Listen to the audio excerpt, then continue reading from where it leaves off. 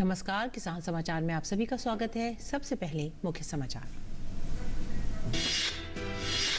गुजरात के राज्यपाल आचार्य देवव्रत ने असम गुवाहाटी में प्राकृतिक खेती सम्मेलन का किया उद्घाटन। मुख्यमंत्री डॉक्टर हेमंत बिस्वा शर्मा ने कहा, प्रधानमंत्री फसल बीमा योजना किसानों को दे रही है आर्थिक सुरक्षा। इस योजना से किसानों को बाढ़ के संकट से खुद को बचाने में मिली है मदद।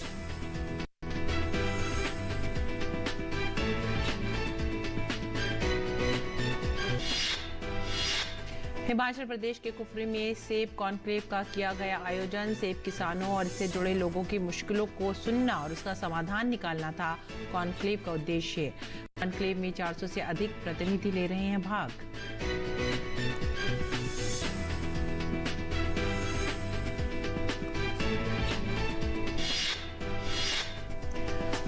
मध्य प्रदेश में ग्रीष्मकालीन मूंग उड़द उपार्जन के पंजीयन की तिथि 31 मई तक बढ़ी। कृषि मंत्री कमल पटेल ने कहा, इस निर्णय से पोर्टल पर पंजीयन न करा पाने वाले किसानों को मिलेगी राहत।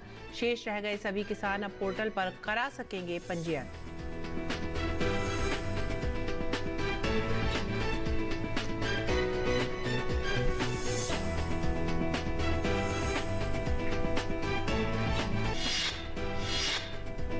मानसून को नया अपडेट किया गया जारी। मौसम विभाग ने कहा कि मानसून के बंगाल की दक्षिण खाड़ी तक पहुंचने की है संभावना। 5 दिनों में केरल में अलग अलग स्थानों पर तेज हवा के साथ हो सकती है बारिश। अंडमान में 3 दिन की देरी से पहुंच रहा है मानसून। मुख्य समाचार के बाद खबरें विस्तार से। गुजरात के राज्यपाल आचार्य देवव्रत ने दीप प्रज्वलित कर असम गुवाहाटी में प्राकृतिक खेती सम्मेलन का उद्घाटन किया। इस अवसर पर अनेक कृषि वैज्ञानिक, प्रगतिशील किसान उपस्थित थे। इससे पहले गुजरात के राज्यपाल देवव्रत ने मुख्यमंत्री डॉक्टर शर्मा के साथ एक प्रदर्शनी का उद्घाटन भी किया, जहां स्थानीय उद्यमियों के कई जैविक उत्पाद प्रदर्शित किए गए। इस अवसर पर राज्यपाल आचार्य देवव्रत ने कहा कि मैं राज्यपाल से पहले एक किसान हूँ और किसानी के सभी काम खुद करता हूँ। किसान बुलाए हैं जो प्रतिभाशाली हैं, प्रबुद्ध हैं, और माननीय मुख्यमंत्री जी आप सब किसानों का भाग्य बदलना चाहते हैं, आपको खुशहाल बनाना चाहते हैं, आपको समृद्ध बनाना चाहते हैं। इसलिए गुजरात से चल करके मैं आया हूं। जी सर, अब मैं अपनी बात शुरू करता हूं। नहीं सर, मैं गवर्नर बाद में हूं, किसान पहले हूं। मैं स्वयं आपके बीच में जो हूं, मैं खुद खेती करता हूं। जैसे आप हल चलाते, मैंने भी हल चलाया है। एक बार गाय का दूध निकालने का कंपटीशन था, तो उस कंपटीशन में मैं फर्स्ट आया था दूध निकालने में।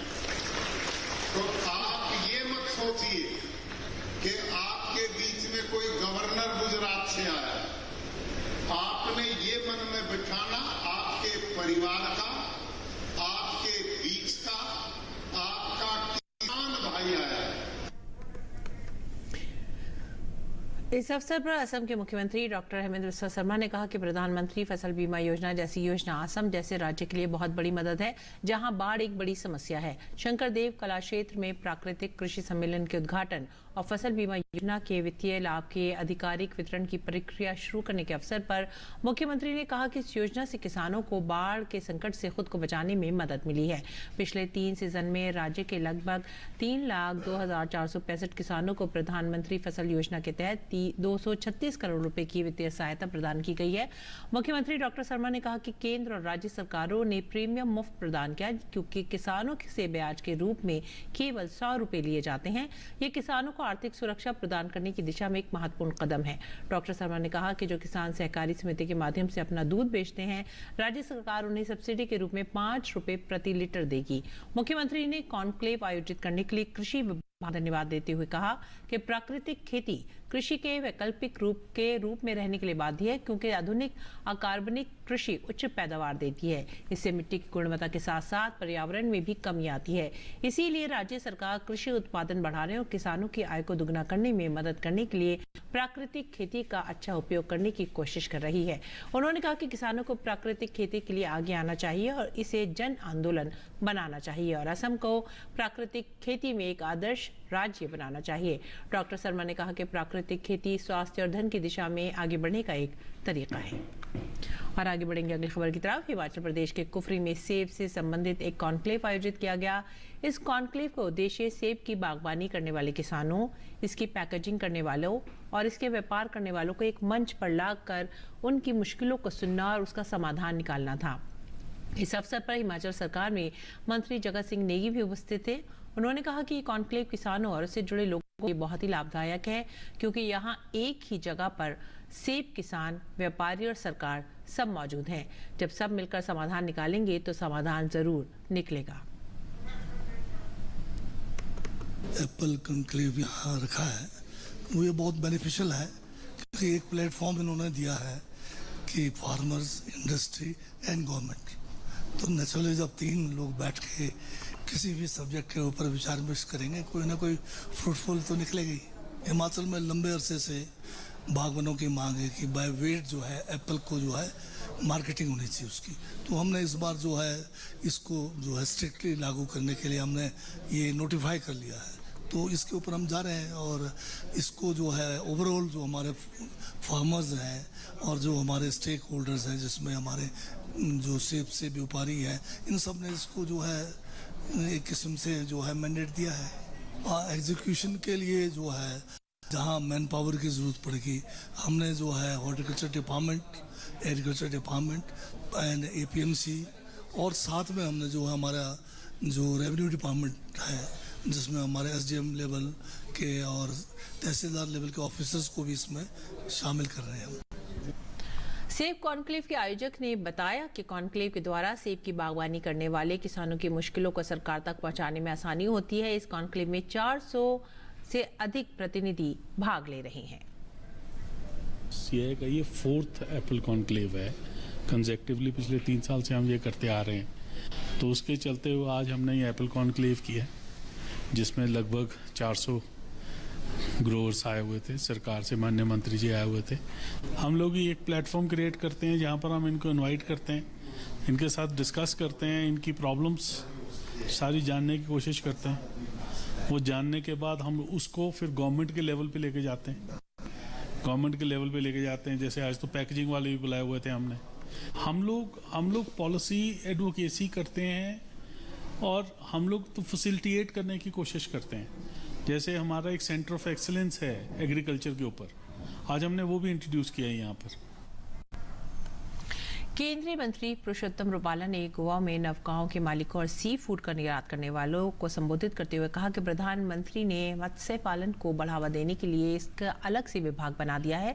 उन्होंने कहा कि सागर परिक्रमा संकल्प के माध्यम से भारत के समुद्री तट को देखना और मत्स्य पालन करने वालों से मिलना एक अलग अनुभव है। उन्होंने बताया कि बहुत सारी जगह पर परिक्रमा किया जा चुका है और मत्स्य पालन करने वालों और नौकाओं के मालिकों से मेरी मुलाकात भी हुई है। सागर परिक्रमा संकल्पना ऐसी है कि मैं भारत माता के पूरे तट को देखना चाहता हूं, वहां जाके फिशरमैनों को मिलना चाहता हूं। प्रधानमंत्री श्री नरेंद्र मोदी जी ने फिशरीज विभाग को स्वतंत्र मंत्रालय बनाया और फिशरीज विभाग को भारत सरकार के फोकस में लाने का प्रयास किया। उसी को बल देने हेतु पूरे कोस्टल की परिक्रमा बाय बोट करने का हमने प्रयास किया है। इसी के चलते मैं गुजरात से चलता आज यहाँ गोवा तक पहुँचा हूँ। तो गुजरात, महाराष्ट्र और गोवा और कर्नाटका भी मैंने कर लिया है। सो अभी हमारे वेस्ट कोस्ट में अकेला केरला प्रांत बाकी है। वो कर लेने से हमारा वेस्ट कोस्ट का परिक्रमा संपन्न हो जाएगा। फिशरमैन कम्युनिटी के साथ, उनके स्टेक होल्डरों के साथ हमारा बहुत ही सकारात्मक इंटरेक्शन हुआ। कई नई बातें जानने को मिली, कई नए मुद्दे देखने को मिले और पूरे कोस्टल बेल्ट का सामाजिक कल्चरल जो हमारा इम्पैक्ट है उसको भी देखने समझने का मौका मिला और हमारा कोस्टल इकोसिस्टम जो है उसको भी देखने और समझने का अवसर मिला इनके जरिए। और भारत की G20 की अध्यक्षता के तहत पर्यावरण और जलवायु स्थिरता कार्य समूह की तीसरी बैठक रविवार से मुंबई में शुरू होगी। जुहू बीच पर G20 मेगा समुद्र तट स्वच्छता कार्यक्रम के साथ बैठक की शुरुआत होगी। इस कार्यक्रम में बैठक में भाग लेने वाले G20 प्रतिनिधि भाग लेंगे। यह आयोजन पर्यावरण, वन और जलवायु परिवर्तन मंत्रालय ने पृथ्वी विज्ञान मंत्रालय, देश के तटवर्ती राज्यों और G20 देशों के साथ मिलकर किया है। इसका उद्देश्य जलवायु परिवर्तन की चुनौती से निपटने के लिए जागरूकता का प्रसार करना और सामुदायिक भागीदारी के महत्व की ओर ध्यान आकर्षित करना है। समुद्र तट स्वच्छता अभियान 9 तटीय राज्यों और 4 केंद्र शासित प्रदेशों में से अधिक समुद्र तटों पर चलेगा। इस प्रयोजन से कई आयोजन रखे गए हैं, जिनमें अंतर विद्यालय चित्रकला प्रतियोगिता, समुद्री पारिस्थितिकी के संरक्षण का संकल्प लेना और कचरे को दोबारा उपयोग के लायक बनाना शामिल है। इसी कड़ी में पद्म पुरस्कार से सम्मानित कलाकार सुदर्शन पटनायक भी जूही बीच पर अपनी कला का प्रदर्शन करेंगे। लाइफ मिशन के माध्यम से पर्यावरण के अनुरूप टिकाऊ जीवन शैली को बढ़ावा देना, प्रधानमंत्री के दूरदर्शी आह्वान को समुद्र तट सफाई अभियान के माध्यम से भी बढ़ावा दिया जा रहा है।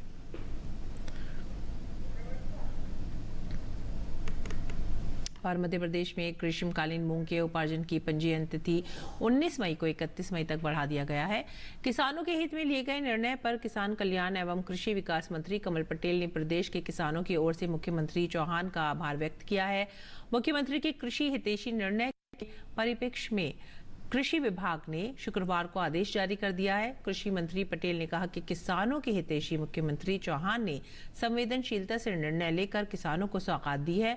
उन्होंने बताया कि इस निर्णय से विभिन्न कारणों से पोर्टल पर पंजीयन न कराने वाले किसानों को राहत मिलेगी और शेष रह गए सभी किसान अब पोर्टल पर अपना पंजीयन करा सकेंगे। बात करते हैं मानसून की। मानसून को लेकर नया अपडेट जारी किया गया है। भारतीय मौसम विभाग के मुताबिक मानसून के अंडमान निकोबार द्वीप, दक्षिण अंडमान सागर और बंगाल की दक्षिण खाड़ी तक पहुंचने की संभावना है। मौसम विभाग ने अगले 5 दिन में केरल में अलग अलग स्थानों पर तेज हवा के साथ गरज और बिजली गिरने के साथ बारिश की भी भविष्यवाणी की है। इससे पहले IMD ने कहा था कि केरल पहुंचने में इस बार मानसून को 3 दिन की देरी हो सकती है। अभी तक ये पूर्व अनुमान सही दिखाई दे रहा है। अंडमान में भी मानसून 3 दिन की देरी से पहुंच रहा है। मौसम विभाग के मुताबिक अगले 24 घंटे में मानसून अंडमान पहुंच जाएगा, मतलब 19 मई की शाम या 20 मई तक यहां मानसून पहुंचेगा। आमतौर पर अंडमान तक मानसून 16-17 मई तक पहुंच जाता है। IMD ने हाल ही में अनुमान जताया था कि केरल पहुंचने में मानसून को 3 दिन की देरी हो सकती है। 1 जून के बजाय 4 जून तक मानसून केरल में दस्तक दे सकता है। जमीनी स्तर पर अपने प्रयासों से सामाजिक बदलाव ला रहे देश के सामान्य जन, जिन्हें पद्म पुरस्कार प्रदान किया गया है, ऐसे विशेष लोगों के बारे में हम और आप कम ही जानते हैं। इनके जीवन संघर्षों को देशवासियों तक पहुंचाने के लिए DD न्यूज ने शुरू की है विशेष श्रृंखला हमारे पद्म। आज हम आपको बता रहे हैं पशुओं के लिए समर्पित भाव से काम करने वाले प्रोफेसर डॉक्टर महेंद्र पाल के बारे में, जिन्होंने पशुओं को होने वाले विभिन्न बीमारियों में फंगस की भूमिका को लेकर विस्तार से अध्ययन किया है और उसका समाधान भी दिया है।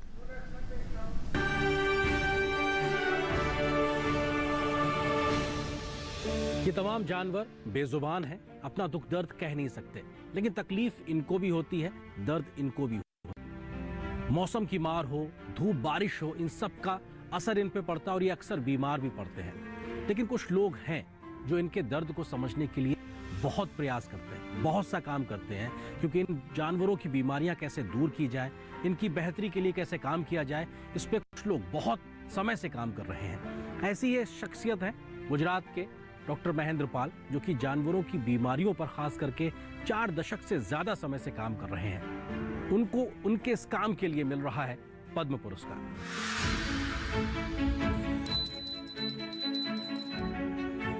पशुओं के लिए समर्पित भाव से काम करने वाले प्रोफेसर डॉक्टर महेंद्र पाल एक जाने माने वैज्ञानिक और प्रतिष्ठित शिक्षाविद हैं, जिन्हें पशु चिकित्सा विज्ञान के क्षेत्र में अनुसंधान, शिक्षण, रोग जांच, योजना और प्रशासन का करीब 50 वर्षों का अनुभव है। डॉक्टर पाल ने मुख्य रूप से पशुओं को होने वाली विभिन्न बीमारियों में फंगस भूमिका को लेकर विस्तार से अध्ययन किया और उसका समाधान भी दिया। क्योंकि मैं 1970 से साइंस की फील्ड में ही काम कर रहा हूँ। ईश्वर की कृपा से हमने 720 के करीब पेपर जो हैं वो इंटरनेशनल और नेशनल दोनों ही जर्नल में हमने वो पब्लिश किए। और 8 किताबें मैंने लिखी, उनमें से एक किताब ये है वेटरनरी एंड मेडिकल माइकोलॉजी, जो कि अपने Indian council of agriculture research, ministry of agriculture, new Delhi से छपी। उस किताब का पूरे वर्ल्ड में काफ़ी एप्रिसिएशन हुआ। तो मैं भारत सरकार का बहुत ही दिल से धन्यवाद देता हूँ कि उन्होंने मेरे काम को रिकॉग्नाइज किया और उसके कारण ये पद्मश्री अवार्ड मिला। प्रोफेसर पॉल ने विभिन्न पशुपालन संस्थानों, पशु चिकित्सा संबंधी शिक्षण संस्थानों के अलावा न्यूजीलैंड, जापान, इथोपिया में भी कई संस्थानों में काम किया।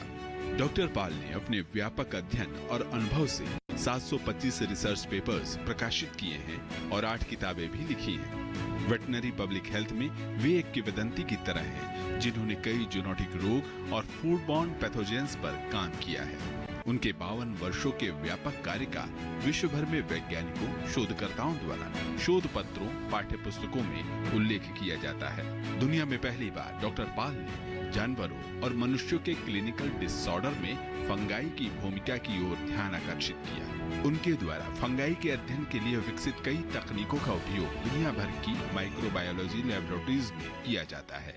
मैं धन्यवादी हूँ अपने सरकार का कि उन्होंने वो काम जो हमने साइंस और टेक्नोलॉजी के क्षेत्र में किया है उसको रिकॉग्नाइज किया गया है। पशुधन के क्षेत्र में हमने वेटरनरी साइंस को एक बढ़ावा देते हुए अपने पशुओं के और किसान भाइयों के फायदे के लिए रिसर्च किया है और उसके रिसर्च के परिणाम निकले हैं, जो परिणाम खाली लेबोरेटरी में नहीं रहे हैं लेकिन परिणाम फील्ड तक पहुंचे हैं।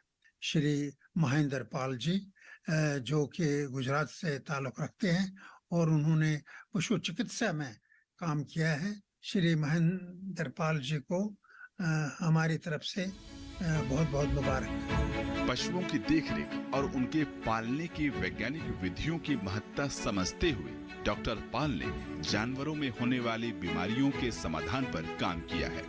Indian association of veterinary public health ने उन्हें लाइफ टाइम अचीवमेंट अवार्ड से सम्मानित किया। Indian association of veterinary public health specialist ने प्रोफेसर पॉल के नाम पर एक पुरस्कार की स्थापना भी की। प्रोफेसर पॉल द्वारा पशु चिकित्सा, सार्वजनिक स्वास्थ्य के विकास, महामारी विज्ञान और निदान पर लंबे समय से किए जा रहे काम का फायदा वैज्ञानिकों को जूनेटिक रोगों के नियंत्रण के लिए रणनीति विकसित करने में मिल रहा है। इस क्षेत्र में अतुलनीय योगदान के लिए प्रोफेसर डॉक्टर महेंद्र पाल को साइंस और इंजीनियरिंग के क्षेत्र में पद्मश्री पुरस्कार के लिए बहुत बहुत बधाई।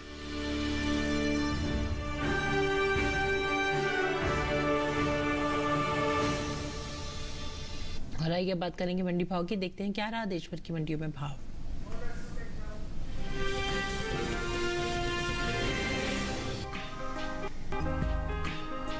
कृषि उपज मंडियों में अरहर की आवक सामान्य बनी हुई है। शुक्रवार को उत्तर प्रदेश सहित दूसरे राज्यों में अरहर बिकवाले पहुंची। भाव पर नजर डालें तो 19 मई को दाहोद और राजकोट मंडी में अरहर के सौदे मजबूती के साथ हुए। वहीं लालसोट और मथुरा मंडी में इस दौरान भाव में गिरावट देखने को मिली, जबकि गाजियाबाद मंडी में अरहर के सौदे स्थिर भाव पर हुए। एगमार्क नेट के मुताबिक गुजरात की दाहोद मंडी में 18 मई को अरहर का भाव रहा 7,600 रुपए। 19 मई को इसके भाव में 400 रुपए की तेजी आई और भाव जा पहुंचा 8,000 रुपए पर। राज्य की ही राजकोट मंडी में भी अरहर के सौदे मजबूती के साथ हुए। यहां 18 मई को अरहर का भाव रहा 7,750 रुपए, जो कि 19 मई को 350 रुपए के उछाल के बाद 8,100 रुपए पर पहुंच गया। वहीं राजस्थान की लालसोट मंडी में 19 मई को अरहर का भाव 10 रुपए 4,500 रुपए पर आ गया। उत्तर प्रदेश की गाजियाबाद मंडी में अरहर के सौदे बिना किसी फेरबदल के साथ हुए। यहां 18 और 19 मई को अरहर का कारोबार 7,000 रुपए के स्थिर भाव पर हुआ। उत्तर प्रदेश की मथुरा मंडी में इस दौरान अरहर के सौदे नरमी के साथ हुए। यहाँ 18 मई को अरहर का भाव था 6,760 रुपए। 19 मई को इसके सौदों में 10 रुपए की गिरावट आई और भाव हो गया 6,750 रुपए। बात अरहर की पैदावार की करें तो घरेलू स्तर पर इस साल खरीफ अरहर की पैदावार में कमी देखने को मिल सकती है।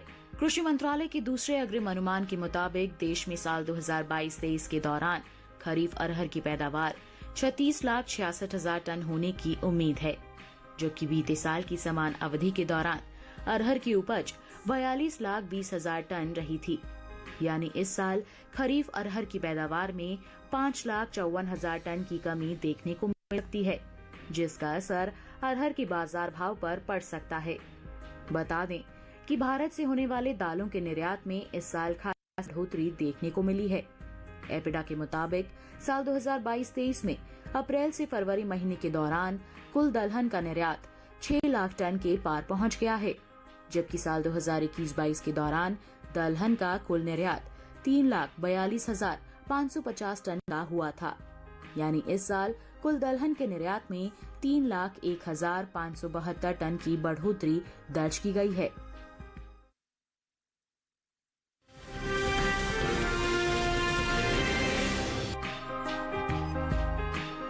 कृषि उपज मंडियों में इन दिनों सोयाबीन की आवक सीमित बनी हुई है।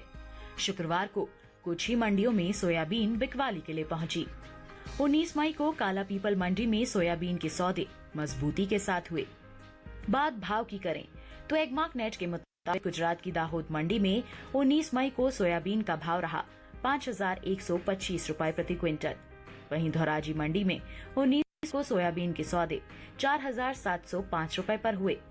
मध्य प्रदेश की काला पीपल मंडी में 18 मई को सोयाबीन का भाव रहा 4,880 रुपए, जो कि 19 मई को 355 रुपए की मजबूती के बाद 5,235 रुपए पर पहुंच गया।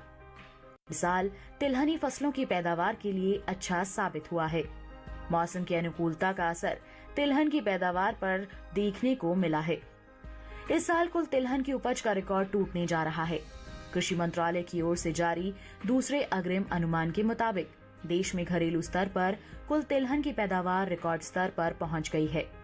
साल 2022-23 के दौरान कुल तिलहन की पैदावार 400.01 लाख टन होने का अनुमान है, जो पिछले वर्ष के तिलहन उत्पादन की तुलना में 20.8 लाख टन अधिक है। जबकि बीते साल इस दौरान कुल तिलहन की उपज 379.63 लाख टन रही थी। वहीं सोयाबीन की पैदावार की करें तो कृषि मंत्रालय के मुताबिक साल 2022-23 के दौरान सोयाबीन की उपज 139.75 लाख टन होने का अनुमान जताया गया है, जिसका असर कृषि उपज मंडियों में सोयाबीन के बाजार भाव पर पड़ता दिख सकता है।